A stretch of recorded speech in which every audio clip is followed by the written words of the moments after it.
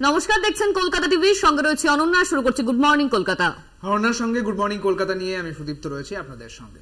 শুরু দিল্লির কুর্সি দখলের লড়াই। লোকসভা ভোটের প্রথম দফার ভোট বাংলা 3 কেন্দ্রে শান্তিপূর্ণভাবেই শেষ হলো ভোটদান পর্ব। আর কিছু বিক্ষিপ্ত সংঘর্ষের ঘটনাও এড়ানো যায়নি। কোচবিহার থেকে সবচেয়ে বেশি গোলমালের খবর। কমিশনের জমা পড়া অভিযোগের তালিকায় সবচেয়ে আগে কোচবিহার। গণতন্ত্রের সেরা উৎসব বাংলায় 3টি কেন্দ্র কোচবিহার, আলিপুরদুয়ার ও জলপাইগুড়িতে প্রথম দফার ভোট। সকাল থেকেই উত্তরের বুথে বুথে লম্বা লাইন, স্বতঃস্ফূর্ত ভোটদানের ছবি।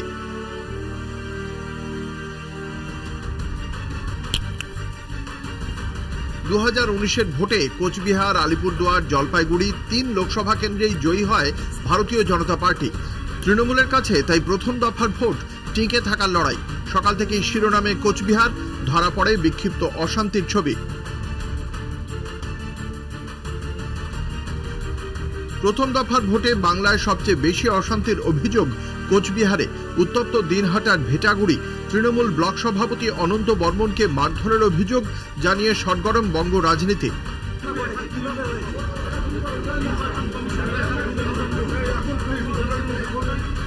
অশান্তি এড়াতে পারল না শীতলকুচিও। ছোট শালবাড়ি গ্রাম পঞ্চায়েতের 286 নম্বর বুথে উত্তেজনা। তৃণমূলের কর্মীদের মারধরের অভিযোগ বিজেপির বিরুদ্ধে। সোশ্যাল মিডিয়ায় সরব তৃণমূল।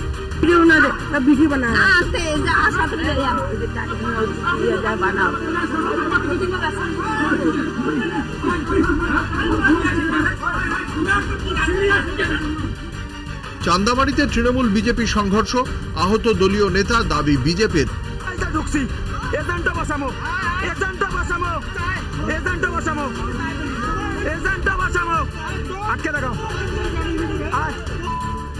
কোচবিহারে ফলিমারি বুথ সংলগ্ন এলাকায় উদ্ধার হয় 9টি তাজা বোমা। ভেটাগুড়ি থেকেও তাজা বোমা উদ্ধার। নিরাপত্তা কর্মীরা পৌঁছে বোমাগুলি নিষ্ক্রিয় করেন।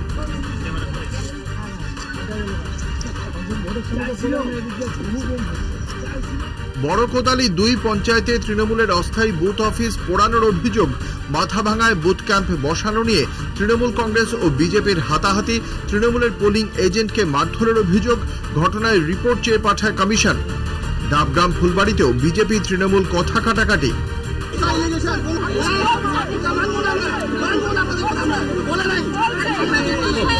প্রথম দফায় নির্বিঘ্নে ভোট সম্পন্ন করাই ছিল কমিশনের কাছে বড় চ্যালেঞ্জ।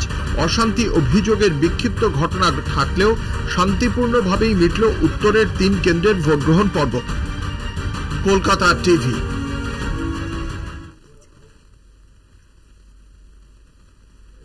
অনন্যা, তপশিলি কোচবিহারে অর্থাৎ তপশিলি অধ্যুষিত কোচবিহারে যখন ভোট হলো তখন শিরোনামে থাকলেন কারা? নিশীথ প্রামাণিক বনাম উদয়ন গুহ। বিদায়ী কেন্দ্রীয় মন্ত্রী এবং রাজ্যের মন্ত্রী দ্বৈরথে শিরোনামে কোচবিহার। উদয়নের গতিবিধি বেঁধে দিতে কমিশনের দরবার নিশীথের। পাল্টা সায়ের বিদায়ী ডেপুটির বিরুদ্ধে ভোটের আগে নালিশ টিএমসির।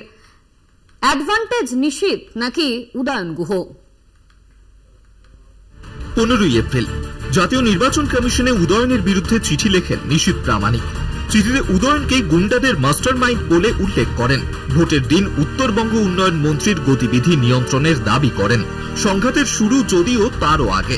গত মার্চ মাসেই কার্যত হাতাহাতিতে পৌঁছে যায় 2 বিরোধী নেতার রাজনৈতিক লড়াই।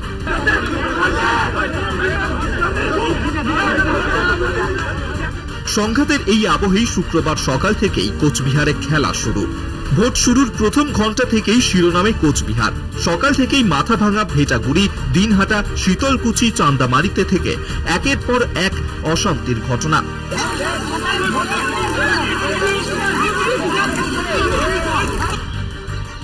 ভেটাগুড়িতে আহত অনন্ত বর্মন। তাকে দেখতে তড়িঘড়ি হাসপাতালে যান উদয়ন।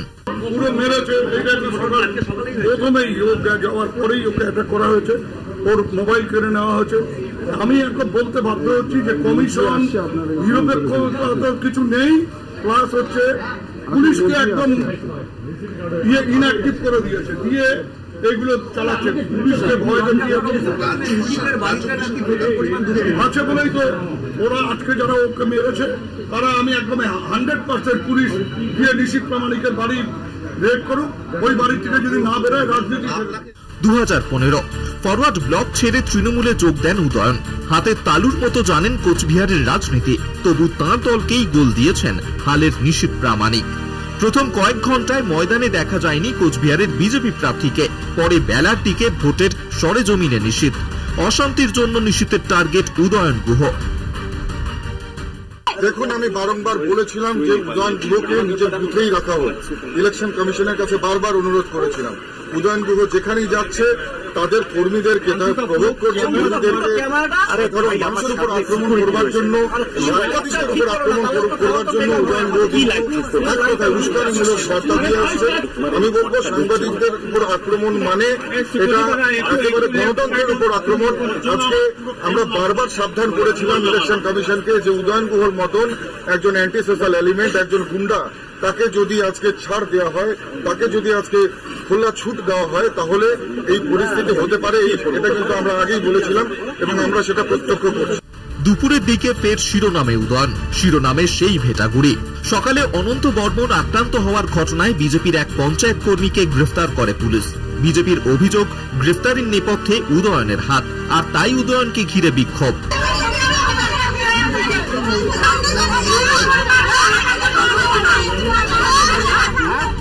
যদিও বিজেপির এই বিক্ষোভকে আমল দিতে নারাজ উদয়ন গুহ। কলকাতা টিভিকে উত্তরবঙ্গ উন্নয়ন মন্ত্রীর এক্সক্লুসিভ প্রতিক্রিয়া।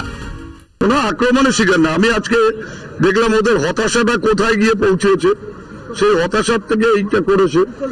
কোনো পুরুষ মানুষের ক্ষমতা হলো না আমার সামনে এসে দাঁড়ানোর, মহিলা কিছু জোগাড় করে তাদেরকে এগিয়ে দেওয়া হলো। দিনের শেষে কে এগিয়ে কে পিছিয়ে তা নিয়ে দুই শিবিরেই কাঁটাছেঁড়া বিশ্লেষণ। একদিকে অমিত শাহের ডেপুটি সাংসদ হিসেবে এলাকায় যাঁর উপস্থিতি, দায় দায়িত্ব নিয়ে একাধিকবার প্রশ্ন উঠেছে। প্রচারে প্রতিটি জনসভায় নিশীথের বিরুদ্ধে তোপ দেগেছেন খোদ মুখ্যমন্ত্রী। উল্টো দিকে উদয়ন গুহ, রবীন্দ্রনাথ ঘোষ, পার্থপ্রতিম রায় এই ত্রিভুজের রসায়ন নিয়ে তৃণমূলের অন্তরেই চোরা স্রোতের বিপদ সংকেত। ভোটের অঙ্কে তার মেরামতি কতটা করতে পারল তৃণমূল, প্রশ্ন থাকছেই। কলকাতা টিভি। ভোটে ডাবগ্রাম ফুলবাড়িতে উত্তেজনা। বিজেপি বিধায়ক শিখা চট্টোপাধ্যায়কে বুথের 200 মিটারের মধ্যে ঢুকতে বাধা দেওয়া হয় এবং তৃণমূলের বিরুদ্ধে ভোটারদের প্রভাবিত করার অভিযোগ বিজেপি বিধায়ককে ঘিরে বিক্ষোভ তৃণমূল কর্মীদের। কমিশন সূত্রে জানা গিয়েছে, শিখা চট্টোপাধ্যায়কে গ্রেপ্তার করেছে পুলিশ এবং ঘটনায় জেলা শাসকের কাছে রিপোর্ট তলব করেছে কমিশনের কাছে। বিজেপি বিধায়ককে বুথ চত্বরে ঢুকতে বাধা ঘিরে তুলকালাম শিলিগুড়িতে।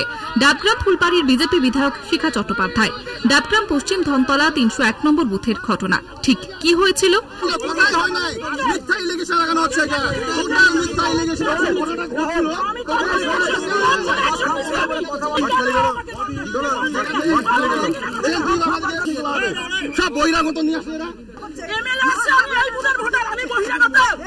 শিখা চট্টোপাধ্যায়ের অভিযোগ, বুথ চত্বরে তৃণমূলের এক কর্মী বুথে ভোটারদের প্রভাবিত করছেন। তাতেই বাধা দিলে তৃণমূল কর্মীরা তাকে ঘিরে বিক্ষোভ শুরু করে বলে অভিযোগ বিধায়কের। এখতিয়ার নিয়ে প্রশ্ন তুলে বিধায়ক শিখা চট্টোপাধ্যায়কে গ্রেপ্তার করতে আসে পুলিশ। এই নিয়ে উত্তেজনা ছড়ায় শিলিগুড়ি পুরসভার 33 নম্বর ওয়ার্ডে। এই 33 নম্বর ওয়ার্ড খুদ শিলিগুড়ির মেয়র গৌতম দেবের ওয়ার্ড।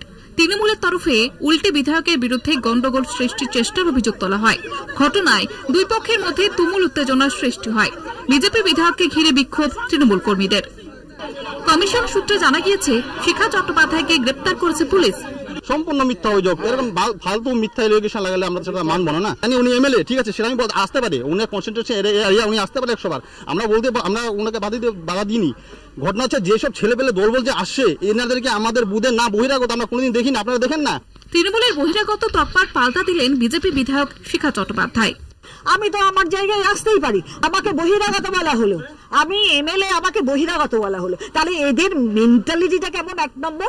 এবং 2 নম্বর, আমি জানি এরা লর্ড সম্পর্কে কোনোভাবে এদের অবহিত নয়। এরা উনি সম্পূর্ণ বেআইনি ভাবে বুথে বুথে গিয়ে ঝামেলা লাগানোর চেষ্টা করছেন। 33 নম্বরে গেছিলেন, সেখান থেকে অভিযোগ পেয়ে ইলেকশন কমিশন তাকে সরিয়ে দিয়েছে। বেআইনি জমায়েত করছিলেন সেখানে উনি, সেখান থেকে পুলিশ তাকে সরিয়ে দেন। এক পোস্ত নাটক করেন তিনি। উনি কিভাবে ভেতরে যান? ইলেকশন কমিশন ইলেকশন পরিচালনা করছেন, ওনার কোনো বক্তব্য থাকলে উনি ইলেকশন কমিশনকে অভিযোগ করুন। এটা ইসিআই ইলেকশন পরিচালনা করছেন, সমস্ত জায়গায় ভোটে, অনেক ভোটে ওরা হারবে বিজেপি। তাই জন্য সকাল থেকে বিভিন্ন জায়গায় পরিকল্পিতভাবে এই অশান্তি, বিজেপি গেম প্ল্যান। ডাবগ্রাম ফুলবাড়ির বিধায়ক শিখা চট্টোপাধ্যায়ের বুথের 200 মিটারের মধ্যে ঢুকতে বাধা। এই ঘটনা নিয়ে জেলা শাসকের কাছে রিপোর্ট চেয়ে পাঠালো নির্বাচন কমিশন। শিলিগুড়ি থেকে রীনা কুমারের রিপোর্ট, কলকাতা টিভি। এখন সময় একটা ছোট্ট বিরতির। ফিরছি বিরতির পর, সঙ্গে থাকুন।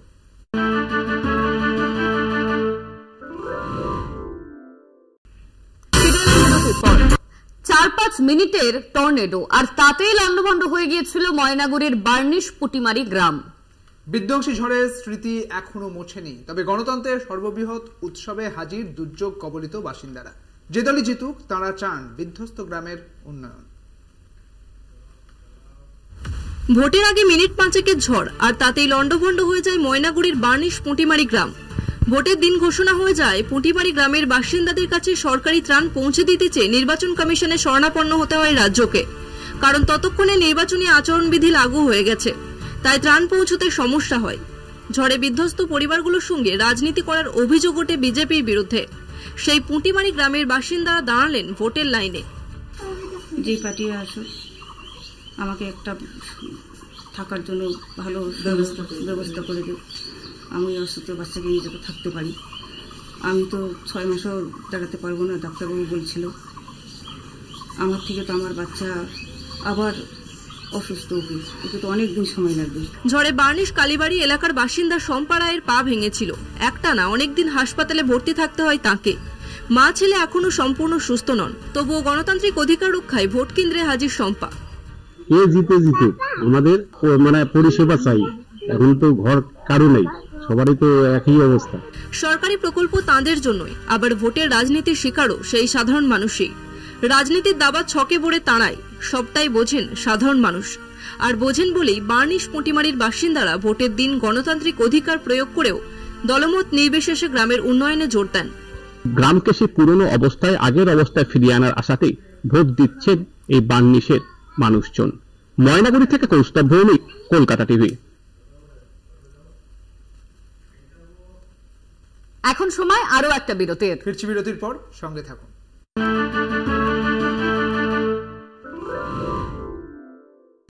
ফিরে এলাম বিরতির পর।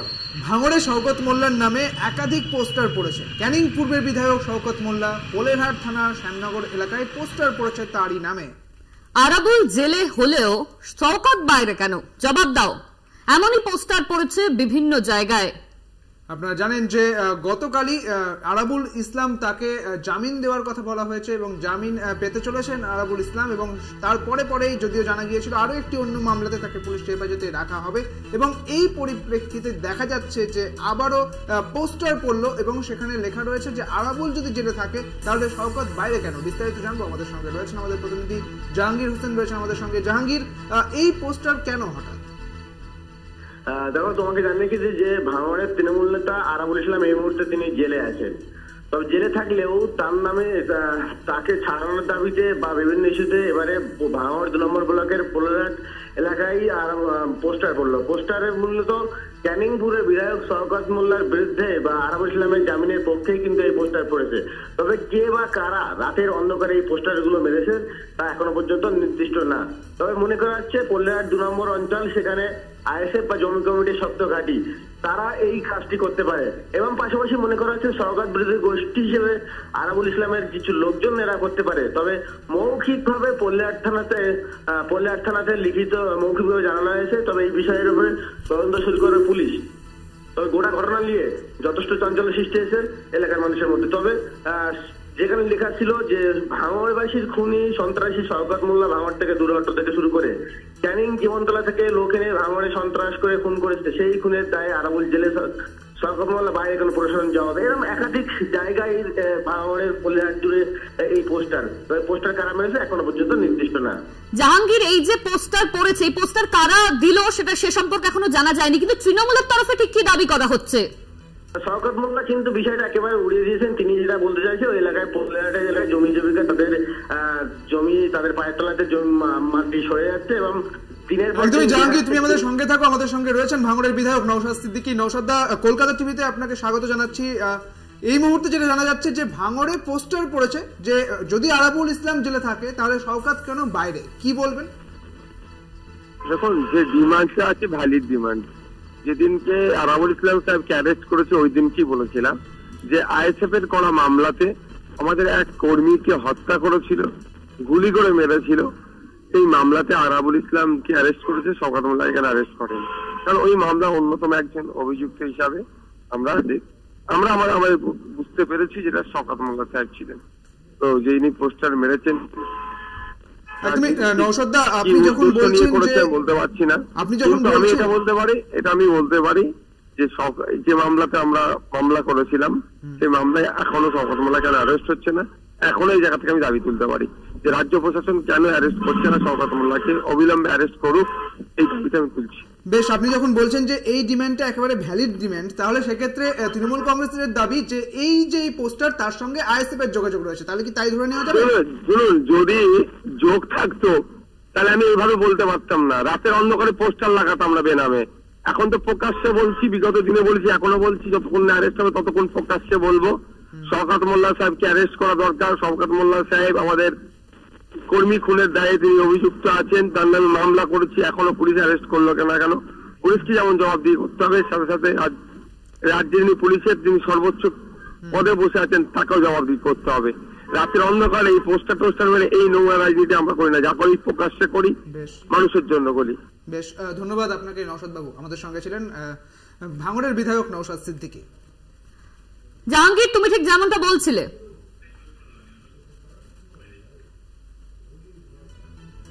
ধন্যবাদ তোমায় জাহাঙ্গীর। আমাদের সঙ্গে ছিলেন আমাদের প্রতিনিধি জাহাঙ্গীর হোসেন। এবং আপনাদের জানিয়ে রাখি, ভাঙড়ে এই মুহূর্তে পোস্টার পড়েছে, সেখানে লেখা রয়েছে যে আরাবুল যদি জেলে থাকতে পারে তাহলে শওকত মোল্লা কেন। আমরা কথা বললাম নওশাদ সিদ্দিকীর সঙ্গে, তিনি বলছেন এই ডিমান্ডটা একেবারে ভ্যালিড, যেখানে তার বিরুদ্ধে অভিযোগ রয়েছে তাহলে সেক্ষেত্রে আরাবুল যদি জেলে থাকতে পারে তাহলে শওকত মোল্লা কেন বাইরে রয়েছে।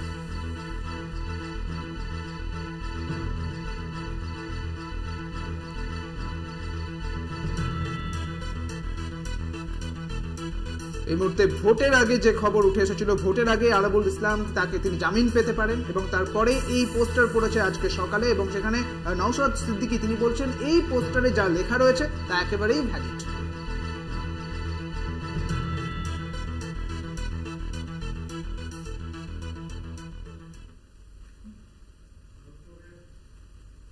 গুড মর্নিং কলকাতা আজ এই পর্যন্তই। দেখতে থাকুন কলকাতা টিভি, রাত দিন 7 দিন।